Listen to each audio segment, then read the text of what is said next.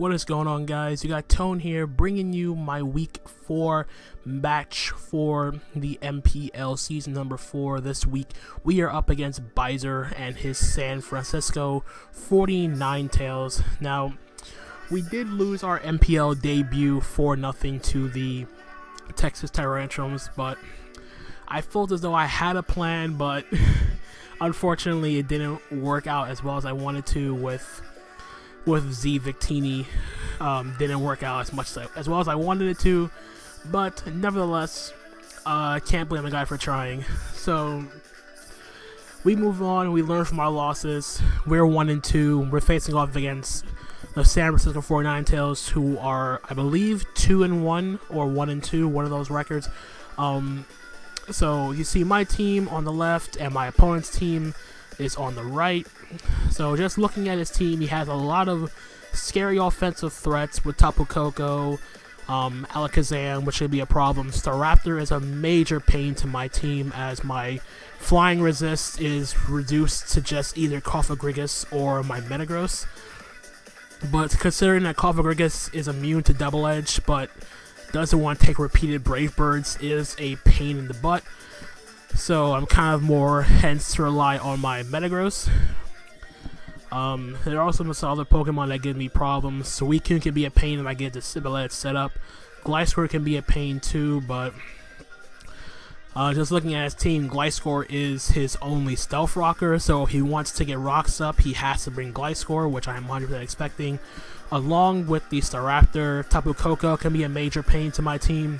And the Alolan Raichu can also be a nuisance to go along with the fact that he gets electric terrain from the Tapu Koko to activate Surge Surfer, so he doesn't have to run Timid. He can run Modest with Life Orb and just like try to wreck everything on my team. So with all that being said, I'm just going to run down my team that I am bringing versus Burger. So the first Pokemon you'll see here, we have, for the first time, for me at least, I am bringing Apollo, the Keldeo Resolute, with Taunt, Calm Mind, Scald, and Secret Sword.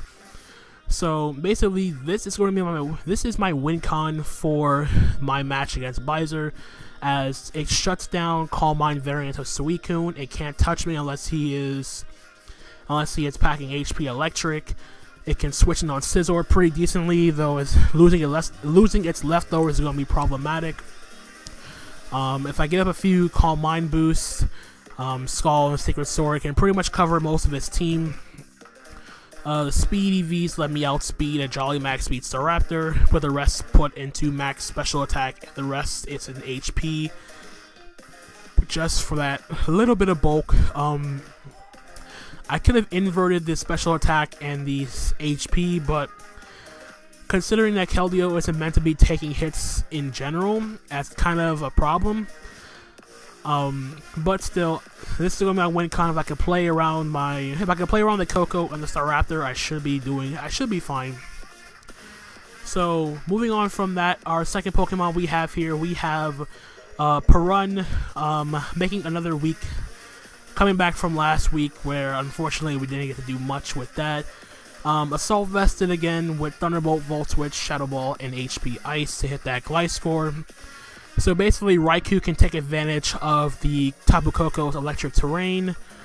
The main nuisance for Raikou, at least, is if he brings Alolan Raichu and it has Psyshock, as it does a crap ton to my Raikou. So, and Shadow Ball hits the Alolan Raichu harder than Thunderbolt or Volt Switch, and HP Ice for the Gliscor, like I said. The speed investment lets me outspeed a timid max speed Alolan Raichu, max special attack, rest, and HP. Nothing really much else to say about that. Number 3, we are bringing back Garmer, our Zygarde 10%. This time we are running Choice Scarf with 1000 Arrows, Earthquake, Outrage, and Extreme Speed. I really wanted to run Adamant, but the sad thing is with if I bring Adamant Zygarde 10%, I have to run max speed to speed tie with Jolly Staraptor, so that absolutely sucks. As I really wanted the extra power, with the Choice Scarf, I at least outspeed non-Scarf Koko. I outspeed Scarf Star Raptor, hit it with 1,000 arrows. So this is basically going to be my revenge killer.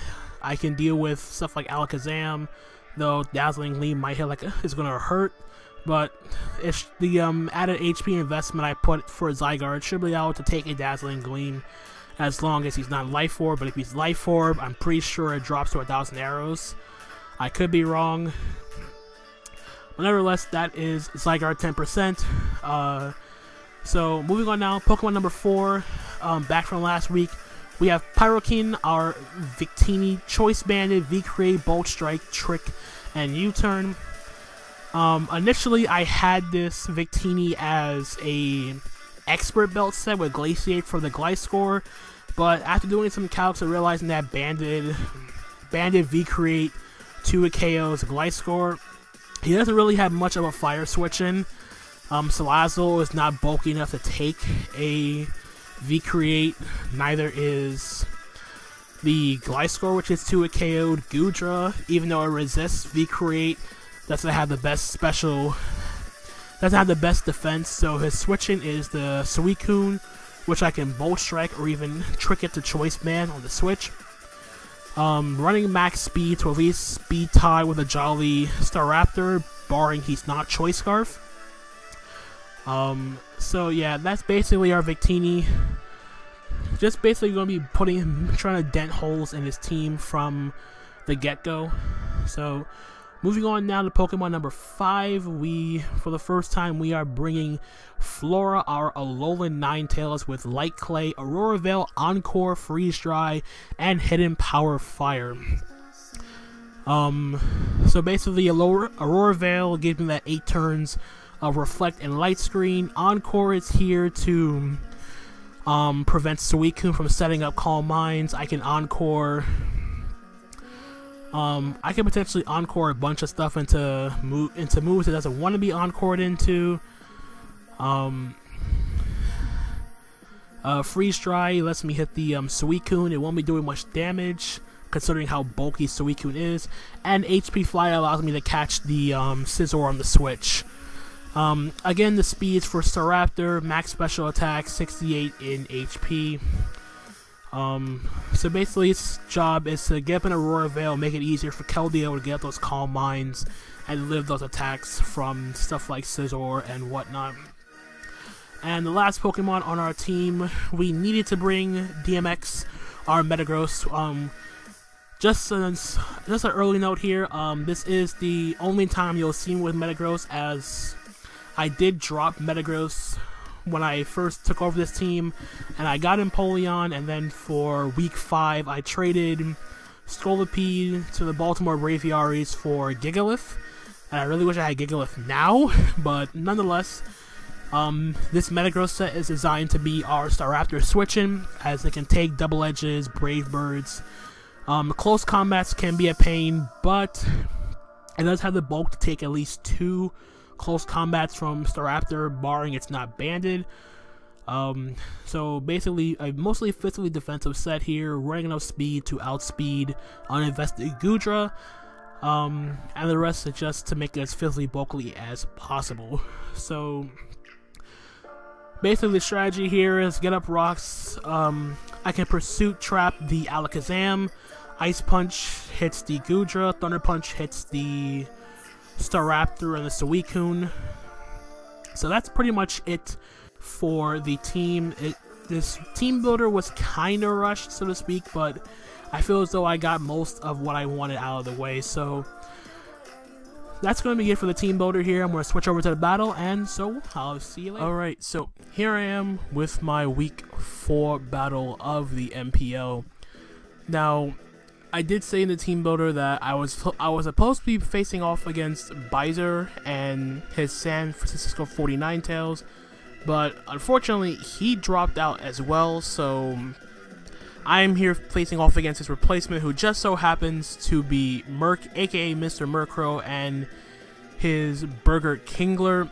Most of you may know him from the MPL Majors as the coach of the San Francisco Reggie Giants, and as the defending GPC champions, so I know I have my work cut out for me, but at the same time I also feel confident with the team that I brought in this matchup. So he was kind of rushed into this, so I gave him a little bit extra time, but he decided to build, he took over the team and built the team to play against me and whatnot.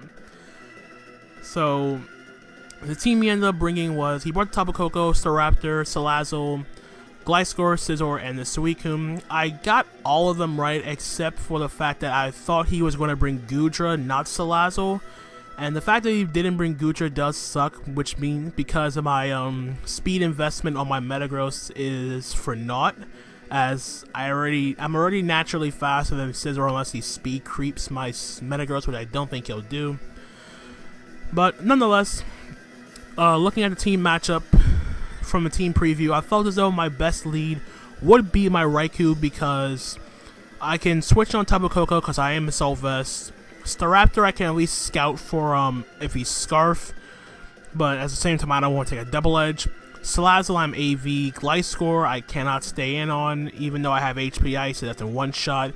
Scizor I can potentially wear down with Thunderbolt, and Suicune Thunderbolt. So with all that being said, I'm just going to lead off with my Raikou, and you see he leads up with Tapu Koko. Now this match ended up being it's actually going to be pretty lengthy, and you'll see why towards the end of the battle as to why it got so bad. But nonetheless, he's going to leave with Tapu Koko.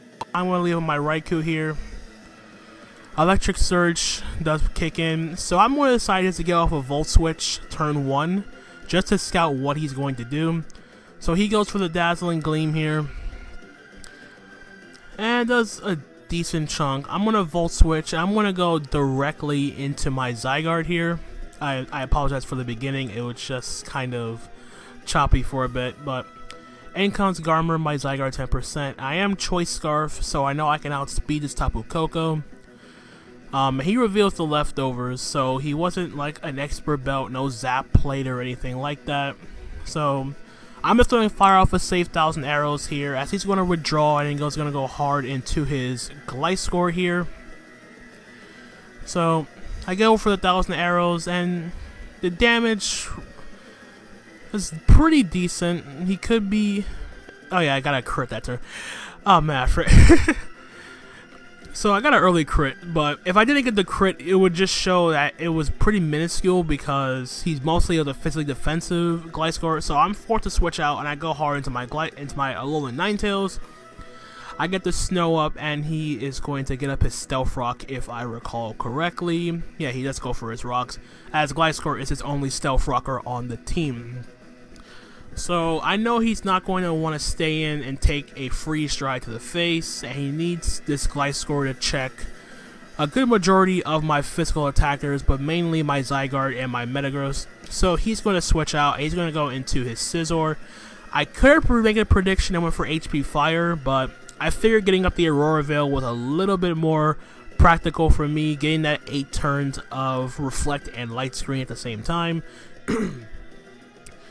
So from here, I know I'm not going to stay in, as my switch into Scizor is my Keldeo, so I'm going to make that read and go directly into my Apollo here. I'm predicting him to go for like a knockoff or a bullet punch, and he goes for the knockoff here. So my Keldeo's leftovers is now gone. I get a useless justified boost, but heck, what can you do? So from here, I figure my best play would be just to click Scald, as his Scald switching is Suicune, which I can then taunt the following turn as the electric terrain is removed from the battlefield. So I'm gonna get the Scald off. He decides to stay in. He takes a good chunk of damage, and I also get the burn on the Scizor, which does suck for Murk, as he decides to go for that slow U-turn. I'm figuring he's going to go back into his Tapu Koko at this point in the match, which he does end up doing here. Now I know I'm not going to stay in on this Keldeo, as the electric terrain comes back up onto the field. Keldeo, unfortunately, is my only switch into Scizor, and I know doggone well I'm not staying in. So with that being said, After the leftovers are covered from the Coco, I'm going to go right back out into my Raikou, as it's my only real switching to this Tapu Koko here. So in comes with my Assault Vest Raikou, take the Stealth Rock damage, and then after the pressure goes, he reveals that he is Calm Mind Tapu Koko, and I'm like, okay, this is going to be a little bit more practical. I need to force this thing out. I need to force this thing out as quickly as possible. So after the hail stops, I still have 3 more turns of Aurora Veil. So I believe I think I Volt Switched again this turn. I'm not entirely sure. As he goes for a Dazzling Gleam, doesn't do much. Yeah, I Volt Switch back into my Zygarde, cause I need to force this thing out, because it is very practical. Not very practical. It is very detrimental that I get rid of this Tapu Koko and force him out. And the way I'm constantly sending in my Zygarde, he has to know I'm Scarf at least. So whatever forces him to switch out and try to preserve his Tapu Koko for later, because Koko does deal with a good majority of my team. So he does withdraw here, so I'm going to go for another 1,000 arrows. And this time he's going to go out into his Suicune here. Apply the pressure, and I go for 1,000 arrows, like I said. And I figured this would be a fully physically defensive Suicune, and yeah, it is. So I know I can't stay in, because the last thing I want to be doing is PP stalling myself out of 1,000 arrows, because I need it for Staraptor, I need it for Gliscor. So I want to make the read. I'm going to go into my Alolan Ninetales here. I only went to Ninetales over Keldeo, because Keldeo still had a little bit more use, and I didn't want to reveal I was Calm Mind just yet. So I get the snow warning back up on the field, and he just shows the Toxic, and unfortunately he misses. So I figured, okay, I can either Encore him in the Toxic and then go out into my Metagross, or I just go for the Freeze Dry for damage. But the fact that he was Toxic means he's probably not Calm Mind, which is good for me. So I'm just going to go for the Freeze Dry here, get off a good chunk of damage on this Suicune. It looks close to a 3-hit KO. He goes for the Toxic, he does connect this time, so now my Ninetales has been put on a timer. So my play afterwards, I either was going to, like I said, I was either going to Encore him in the Toxic, or I go for Freeze Dry. The other play I could have did was HP Fired, predicting the Scizor to come back in. But at the same time, I didn't want Suicune to show rest, because at this point I thought he was Rest, Sleep Talk, Toxic, and Scald. So he does make that read. He does go into the Mega Scizor. He goes into his Scizor, regular Scizor. And I go for Encore here, trying to Encore him into the Toxic, and then I would go out into my Metagross. So now I'm taking Toxic damage. Here I don't want to take a Bullet Punch, and like I said, my response to Scizor is my Keldeo. I could have made an aggressive play and tried to stay in and go for HP Fire, as he probably would have went for Roost, but I couldn't risk that because I wanted to try to get Aurora Veil at least sometime later on in the match. So he does reveal the Roost. I could have HP Fired there, take out the Scizor, but I didn't want to risk it. So he's pretty much back at near full, but he is burnt though, so the damage output the Scizors do against my team is very, very limited. But at the same time, with my Keldeo in, I do get to go for a free Scald this turn, as I figure he's just going to repeat the process from the last time and go for a slow U-turn, which he does end up doing again. But weakening the Scizor is nice. It is, as I figured it'd be one of his responses to my Zygarde, and this time it goes out into his Staraptor. And I'm like, okay, Staraptor's in, Hail stops, my switch into Staraptor is 100% my Metagross. I have nothing else that wants to take a potential Banded or Scarf Reckless Brave Bird. So in comes my Metagross here as he goes for the U-turn, predicting my Metagross switching perfectly. And I believe he went out into Salazzle this time. Yes, he went out into Lizard Stall the Salazzle. So yeah, I'm not going to stay in on a Salazzle here. I get my leftovers recovery, and my switching is going to be my Raikou here, as I don't really have any other thing else that can reliably switch in on a Salazzle. I take the Stealth Rock damage, and he's going to go for the Fire Blast this turn. He does connect. I don't drop yet, but since Salazzle outspeeds me, I'm just gonna let my Raikou down here to the next Fire Blast. So Salazzle picks up the first kill in the match. So we are down 5-6, but it does allow me to go back into my Zygarde here and click 1,000 Arrows one more time. Now his Salazzle, I don't know what his Salazzle set is. He could be like a spec set because I didn't see any items. I didn't see an item yet, so he does just withdraw, and he goes out into his Suicune again.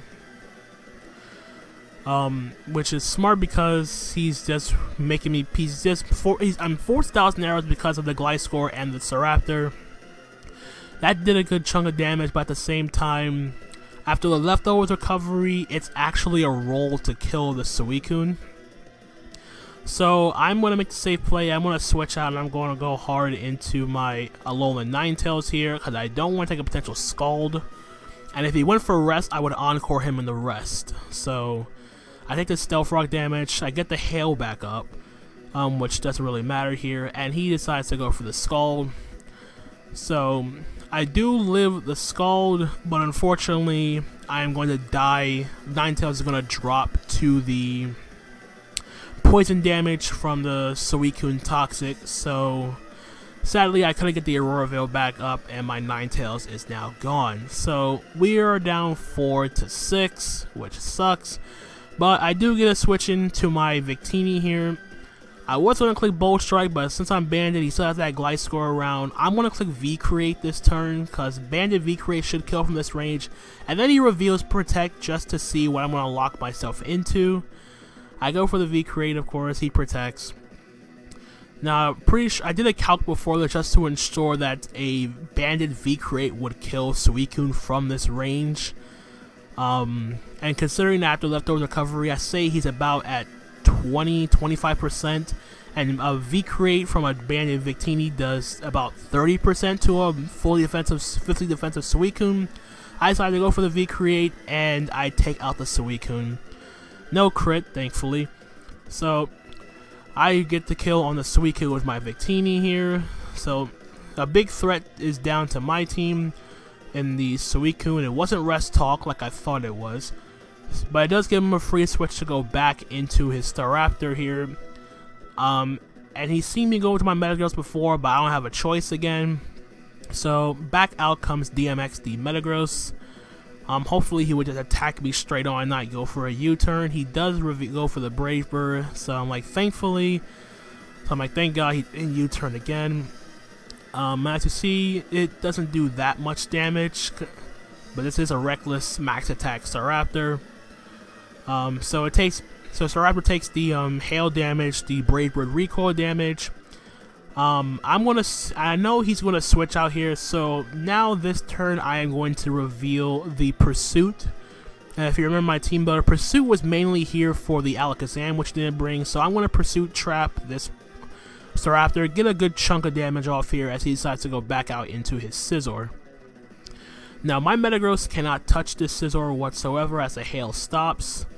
And after getting leftovers recovery, I have to go back out into my Keldeo, because it's my only switching at this point. I don't want to take my Victini to take a knockoff, especially since it's already taken Stealth Rock damage and all that stuff. So Keldeo is back out on the field, takes some minor Stealth Rock damage here. So he's either going to Roost or U-turn this turn. He just decided to straight up U-turn, and I figure he's either going to go into Tapu Koko or he's going to go back out into the Staraptor here. So he does go back into the Staraptor, and I'm like, oh crap. It's basically rinse and repeat again. Gotta go back into my Metagross here. I can't really stop it.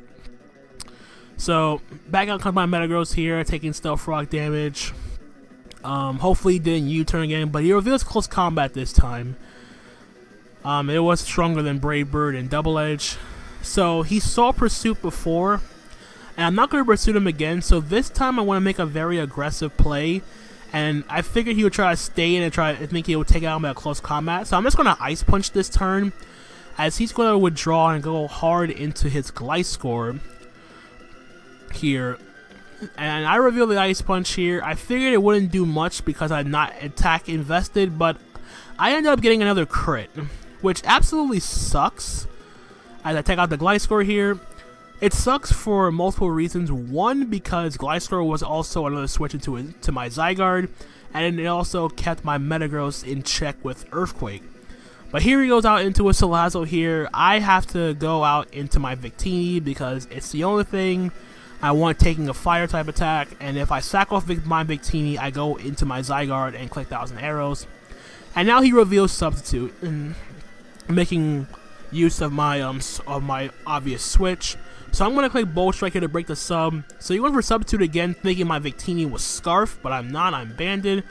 So I'm just going to click Bolt Strike here because there's no more Gliscor on the field, just to break this sub. I figured he was going for Substitute here to bank on me potentially missing a Bolt Strike, as it's 93% accurate. I can still miss. So he goes for Substitute again here.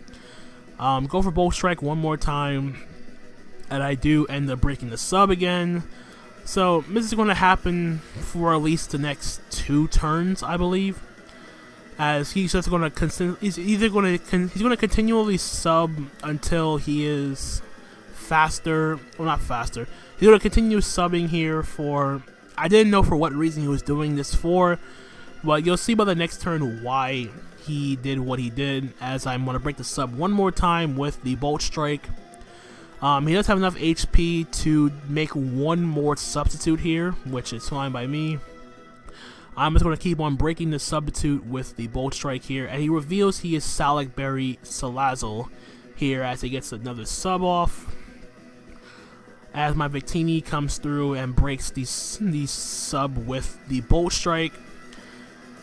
I figured he would only do that because he assumed I was Scarf, and after Salac Berry, Salazzle outspeeds my Scarfmon, so yeah, it makes sense. So now the reason why he was doing all that subbing was because he was Belch, and Belch can only be used after you consume a berry. I get crit, but I doubt the crit mattered considering how low of HP I was at. But then I was essentially sacking off my my Victini there anyway, because it does give me a free switch to the Zygarde, and I just click Extreme Speed at this point in the match. So I'm going to click Extreme Speed and take out the Salazzle here. So down goes Salazzle, we are now tied up 3-3. But it does give him a switching back into his Scizor.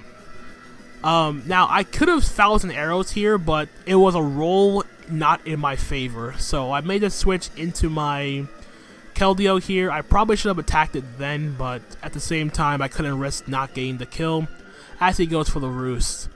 I could have been aggressive, but at the same time I figured still play it safe. I still have my Keldeo around, and he doesn't have the Scald switching, so figured my play was just click Scald here. But he decides to go hard into his Tapu Koko this turn, as he figured he'd be confident enough to take a Scald from my Keldeo, which, as you'll soon see, I go for my Scald and did a good chunk of damage here. But the problem now is I don't have a switch into Koko because I don't have a Raikou. So I decided to let my Keldeo go down here to the Dazzling Gleam. As with that, I'm just sacking off Mons to give me a free switch into my Zygarde, which does suck. But whatever puts me in the best position to win is what I was going for at this point in time. So back into my Zygarde here I go, and I'm just gonna click 1000 Arrows. He stays in, thinking he can either outspeed me and hope I wasn't Scarf, but I am Scarf Zygarde. I go for 1000 Arrows, and I'm going to take out the Tapu Koko. I'm assuming he would have stayed in anyway, because he needs Scizor for my Metagross and for my Zygarde, and Staraptor is looking more and more likely to win. So in comes the Scizor here. I'm going to make the aggressive switch. I'm going to go into my Metagross here. I did it for a multitude of reasons, as you'll see by the next turn. As I go and send out my Metagross here, I take the Stealth Rock damage, and he goes for the Roost. So from here, I'm trying to remember how much HP Staraptor was at, and I figured it was like around half. And I did a calc prior to this turn, because I either could have A, went for my Stealth Rock here, or B, go for Thunder Punch because it's Electric Terrain boosted. But I figured I'd go for my Stealth Rock here because when I did a calc between Zygarde 1000 Arrows versus Staraptor, it was actually a roll. As he goes for the knockoff here, remove my leftovers, that's fine. What I actually could have did there afterwards, you'll see a couple of turns down the road, because I'm just going to sack all my Metagross here so I get a free switch into my Zygarde. So I go for Thunder Punch here for damage and put myself in the best position. As you see, he goes for knockoff. What I could have did there, I could have been ballsy and went hard into Zygarde and on the knockoff, so that way I would no longer be Choice Scarf. So that way I'm not forced to click 1000 Arrows. Like, if I can somehow get rid of the Scizor, he goes into the Staraptor, he takes the Stealth Rock damage. Extreme Speed should take out the Staraptor from this point. But at the same time, this Scizor is essentially walling both my Metagross and my Zygarde. And I figured I'd just go for damage with my Metagross, try to put my Zygarde in the best position to take out the Scizor. So this is going to be a kind of long rinse and repeat process between my Metagross and my Zygarde against this Scizor, because the Scizor is basically essentially keeping me from winning the game. So I'm just going to constantly click Thunder Punch here. I have no reason to switch out now, as he finally takes out my Metagross with the next knockoff. So down goes my Metagross, and all I have left is my Zygarde 10%. And because he still has that Staraptor around, I'm forced to go for 1000 Arrows. Now here is where it gets tricky, because I only have 10,000 Arrow PP left. All he has to do is just keep clicking Roost at this point. In my case, I need, in one of my final 9,000 arrows, I need to take out the Scizor, because I need to keep one for the Staraptor, which can take it out after Stealth Rock damage. So he is just going to Roost stall. He's going to just keep on going for Roost here. I'm choice locked into 1000 arrows. He has no reason to click knockoff, because that would actually hinder him, because I can then switch up my moves. I don't need to click 1000 arrows if I kill the Scizor. I can just click Extreme Speed on the Staraptor. So it's just the next couple of turns of rinse and repeat. I go for 1000 arrows, and he's going to go for Roost. Now here he goes for the Bullet Punch here, trying to chip me down, which does make a lot of sense. It would do a lot more damage if it wasn't burnt. So my only way of taking out this Scizor is either A, I get a crit, which I really didn't want to win by hacks, win that way, or B, I get 2 high rolls with the 1000 arrows, and I don't get it this time as he goes for Roost. So now I'm counting it down. I only have at least 6 more 1000 arrows, because I need to keep one for the Staraptor, like I said. So now it's just the case of rinse and repeat. Zygarde 1000 arrows, Scizor Roost. And I was keeping count. I was trying to keep count of how many times Scizor went for Roost in this battle, and I kind of lost track. So I was like, you know what, forget it. If he has Roost, he has Roost. He's going to keep on going for it. All he has to do is just PP storm me out of 1000 arrows, and Staraptor wins. So this is basically how the battle ends up going for the next couple of turns. So I go for 1000 arrows again, trying to put myself in the best position to take it out with the next one, but as you see, he's going to go for the Roost one more time. But like I said, I didn't know how much PP how many Roosts he had left, and I don't think he knew exactly how many 1000 arrows I had left, because I had to burn one because of the Suicune. So I'm this here, clean 1000 arrows. It's just like I said, rinse, repeat, and all that stuff. So he Roosts again, and I believe the following turn here he went for Bullet Punch to preserve his Roosts, which is what he was trying to do at the beginning, just trying to get me into a position where he doesn't have to constantly click Roost, because he doesn't know how many 1000 arrows I have left. So I go for 1000 arrows here, and I get a pretty good roll, I believe. And I believe Scizor was now within range of the next 1000 arrows if I get a high roll. And this is my last chance to take out the Scizor, and I got the high roll, which does suck. So Scizor is down, and all he has left is the Staraptor. And fortunately for me, I had 1,000 arrows left. Only one. So Scizor almost PP stalled me out. I had 1 more 1,000 arrows left. Down goes the Staraptor, and the Maine red Clawitzers are going to come away with a hard-fought 1-0 win over Mr. Murk and his Burger Kingler. Now, something to note about the battle was, turned out at the end he was roost on my 1,000 arrows, and it turns out that he actually miscounted. I don't know if he counted for the fact that I used 1,000 arrows on Suicune and the pressure forced me to use an extra one, so that could have been a factor. Definite factor was also my Metagross Ice Punch critting and taking out the Gliscor, because the Gliscor was also a Zygarde switching. There was also a couple other factors. I got the double high roll on the Scizor with 1,000 arrows. And at the same time, even if I took out Scizor with the last 1,000 arrows, I'm not entirely sure if I went for Struggle, which I didn't have a choice. I don't think Struggle would have taken out the Staraptor, or he would have just went for close combat and I lost. So it was a lot of things that did go into this match and ended up having the game go in my favor. But nevertheless, it was a solid game. I did enjoy it, nevertheless. I'm all over the place. Feel free to check out my opponent, Murk, or aka Mr. Murk. His link and Twitter account will be in the description down below. Feel free to check out his channel. Please, I implore you to do so. I'm going to keep it very, very brief. So, we picked up our first win in the MPL. We are now 2-2 after 4 weeks. Week 5, we play Fog, I believe, I recall correctly, so that's also something to look forward to. If you guys did enjoy the battle, feel free to leave a like, subscribe if you're new to the channel. Like I said, check out Murk's channel and all that stuff will be in the link in the description as well. And I'm going to get the heck out of here. So until the next time, guys, my name is Anthony, aka Tone, and I'm going to catch you guys on the flip side. Later.